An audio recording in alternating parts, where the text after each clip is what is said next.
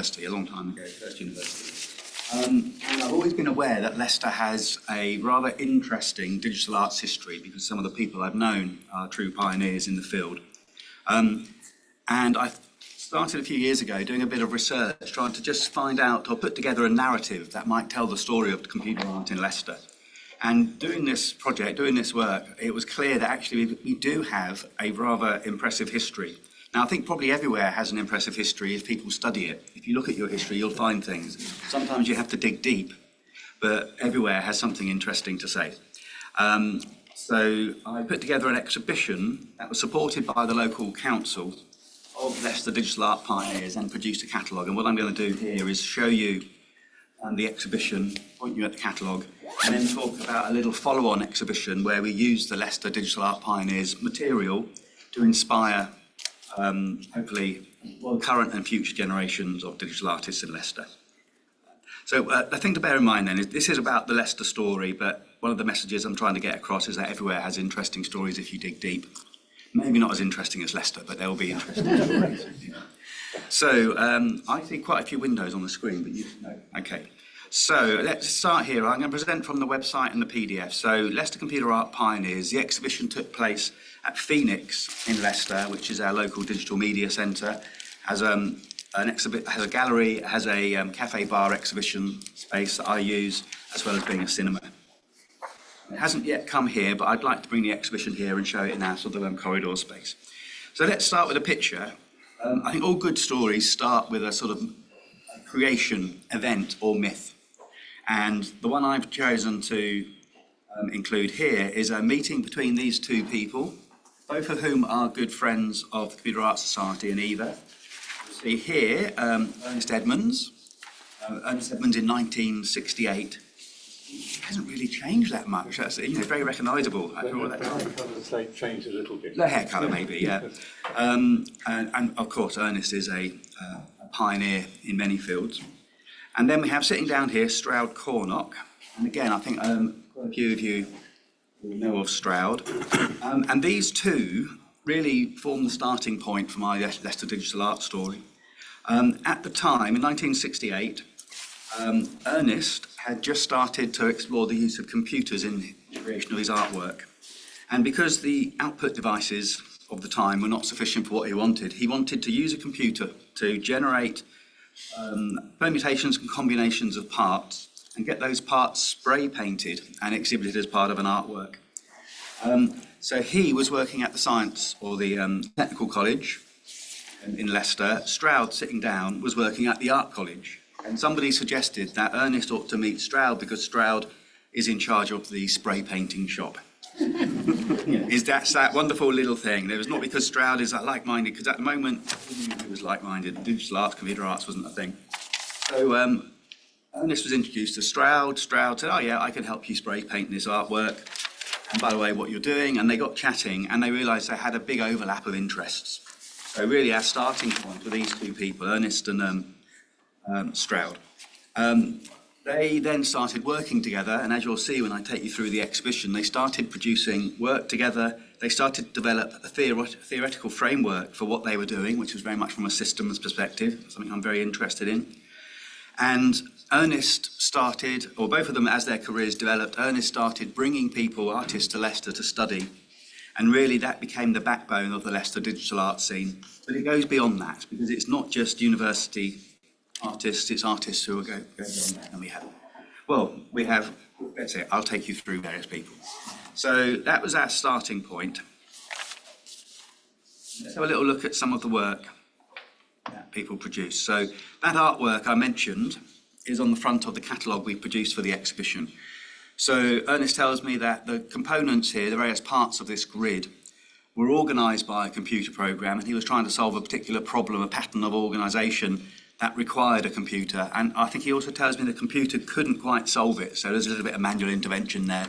So even then, humans and computers working together, very important. So this was the piece. It's quite large. It's been exhibited internationally. But it was a computer artwork. It's just it wasn't rendered by a computer. The computer was involved in the construction of the work.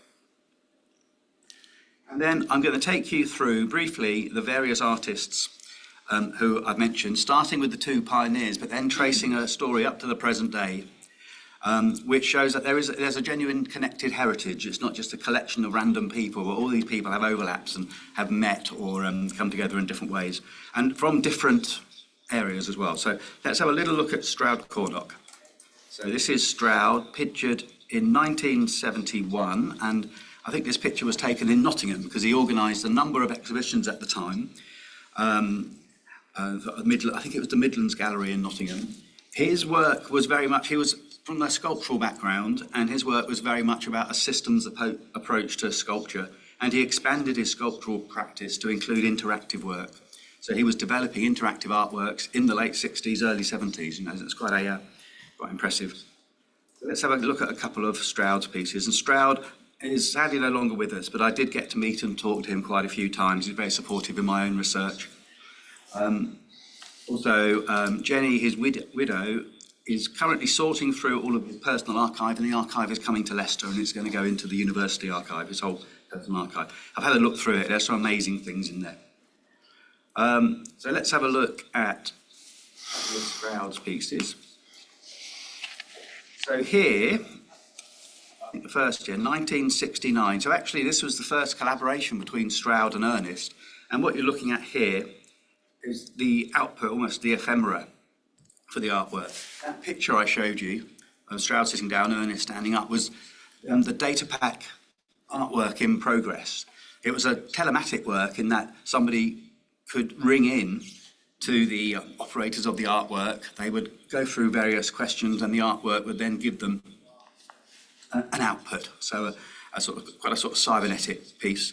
And what you see here is actually an image of some of the ephemera. So you've got paper tape, and you probably can't see it that clearly, but in the catalogue certainly, or if you look at the catalogue online, you can zoom in and have a look. It's sort of diagram showing how the logic and the operation of the artwork took place. So Stroud and Ernest worked on that. And then we can look at some of the other things that Stroud has done. Stroud was a great technical artist, and he would draw and design his interactive spaces in great detail. And you see some of the images there, an image from one of his pieces. And then here he is, I think this was at the Midland Gallery again, does that say 72 or 71? Yeah. So here he is inside one of his interactive artworks. Lights and sounds can change, and mirrors and so on. Again, very innovative. Great thing about all artists is they work on the edge, often on the edge of technology. They do as much as they can with as little technology as available. And also, Stroud was very instrumental in education. In fact, a lot of his career was education related.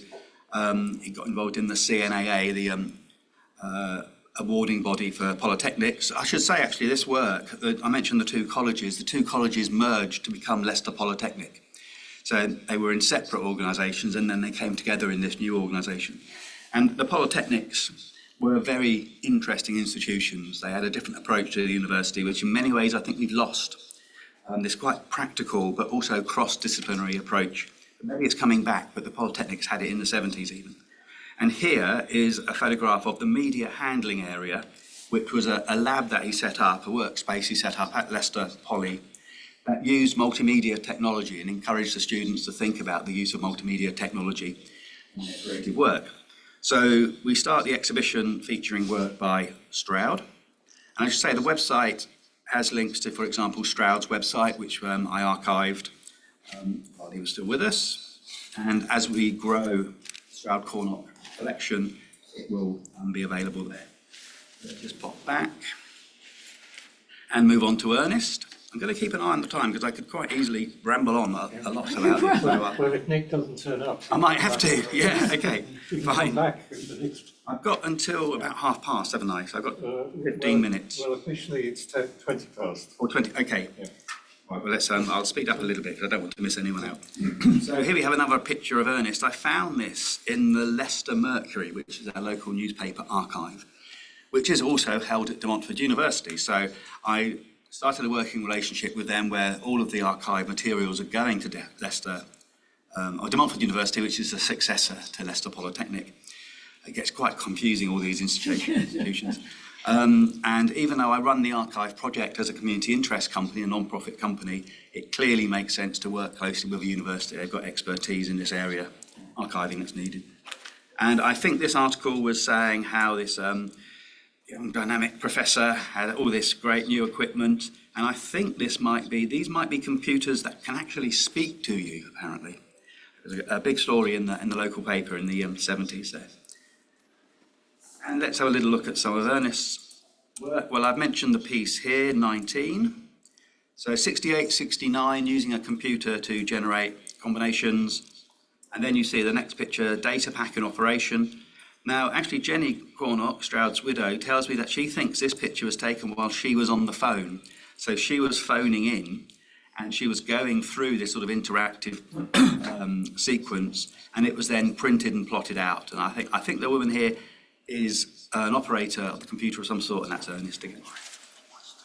And then, if you look at recent work from Ernest, you see more familiar shaping form artwork. So this was during a live performance in 2012 and then a Beijing exhibition in 2022.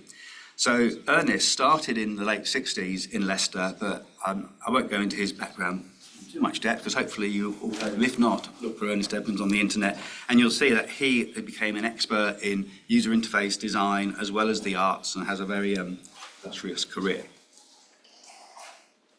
And again, a few more links if you do need more information about Ernest. So we have our two instigators of digital arts in Leicester. And then we have, if you like, the next generation, but it's hardly a generation, it's years rather than a generation. So we have two people here that came to Leicester in a large part because of Stroud and Cornock's work, in particular Stroud and Ernest's work, and in particular Ernest Edmonds' ability to supervise PhDs, which polytechnics or some institutions at the time couldn't do. So we have Stephen Scrivener, again somebody you may know quite well, and this is where my connection to the story starts. When I was an undergraduate in the late 80s at Loughborough University, Stephen was my project supervisor. And so he really inspired me to an even stronger interest in computer art. And Steve's work, he has two pieces in the exhibition. The first is a sort of experiment using a computer plotter. And the second is his more recent work, where these are actually hand-drawn images, and there's a huge sequence of them. And there's one in the exhibition here. And he is following an algorithm in the construction of the image, but he decided that rather than use a digital computer, he would be the computer. So it's a computer artwork that has not seen an electronic computer. But of course, hopefully some of you know that the original computer was a job title once. A computer was a person who computed, like a typist is a person who types.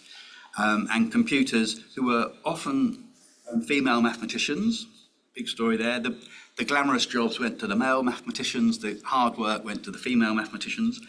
And their jobs were ultimately, and it's one of the reasons why women were amongst the earliest programmers, because they adapted their computational problem solving in programming.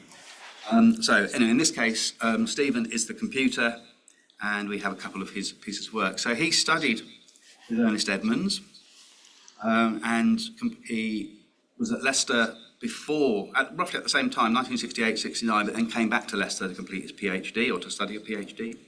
He was at the Slade, actually, and as a number of these people were. And then we have Dominic Boreham. There's Dominic pictured at the Slade. So the Slade in computer arts history in the UK has a very important role because of its experimental work in the 70s, and our next speaker was at the Slade, and Stephen Bell, another one of the artists, and Stephen Scrivener were at the Slade, and in many cases they came to Leicester because Ernest was able to offer them a route to a PhD. And then we have a couple of examples of Dominic's work. Now, I'm not claiming that just because somebody was in Leicester, I think maybe Dominic was in Leicester for 5 years, everything they ever did is Leicester work. But I'm just sort of suggesting that Leicester is this place where people came and studied and learned and formed networks. So in 74, we have a light work here. This was a light box. These light boxes still exist. Again, Dominic's widow, I've been in touch with her, and I'd like to see at least one of these light boxes exhibited in Leicester again at some point. And then he's also he's known in constructivist circles for his work made using a computer plotter. And this work has been exhibited, or these works have been exhibited quite widely, including at the in the Sainsbury's collection in Norfolk. Is that right, Catherine? Norwich, okay. So we have some pieces by Dominic. So we're still looking at the 1970s, and Dominic again completed his PhD in Leicester because they had access to the resources he needed. And now let's move over to Brian Refn-Smith, who's in the audience and is the next speaker. Now this is a slightly different connection to Leicester. So at the moment, or so far, the first 4 artists have all been at Leicester Polytechnic, which has become Montfort University.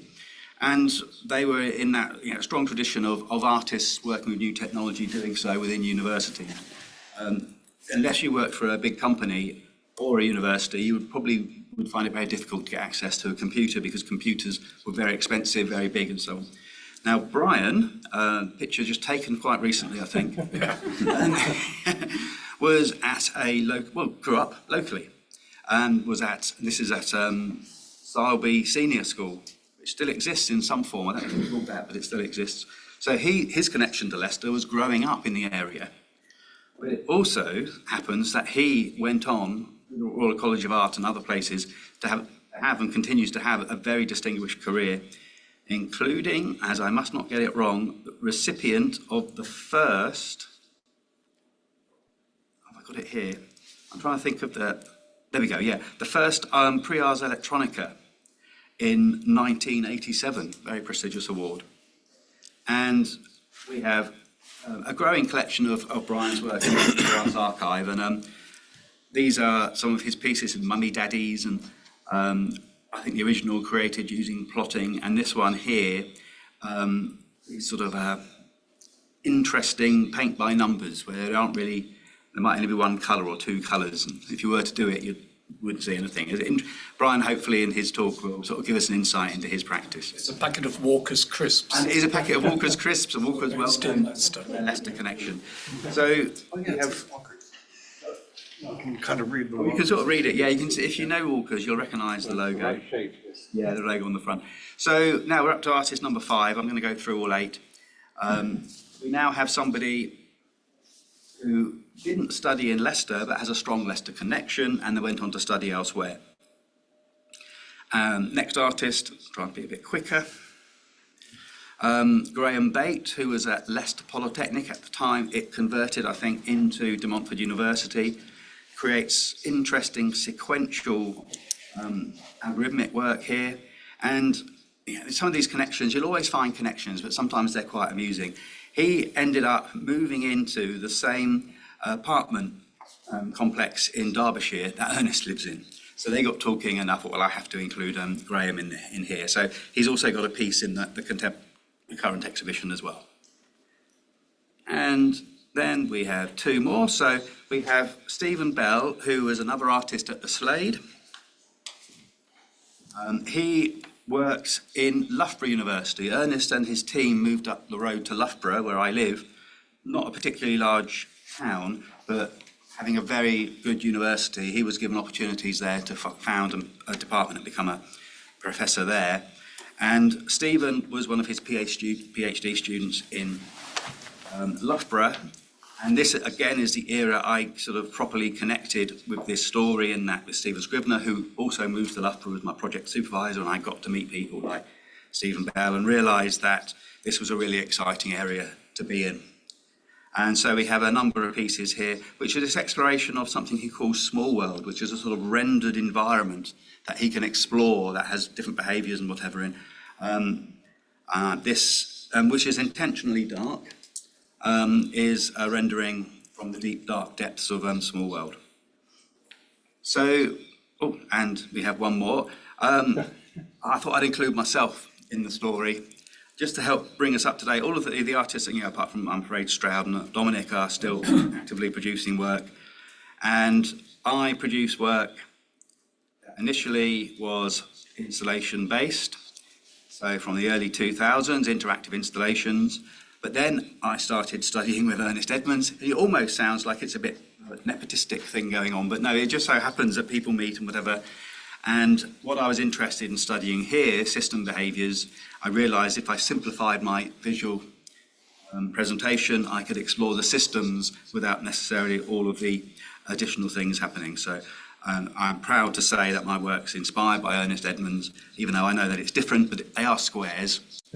So you might see a connection there. So in terms of the artists in the exhibition, we have this interesting collection of threads, really. Like I say, we've got the creation story, we've got people who studied the second generation. We have somebody who was independent from that narrative, but of course I've got to meet and discovered the Leicester connection and so on. And it does go up to the present day. You know, I was one of Ernest, in fact, I was one of his almost last PhD students, whereas Stephen Scribner was one of his first. And then Stephen Scribner was my project. Yeah, it's wonderful, all these wonderful connections that you discover when you explore a story.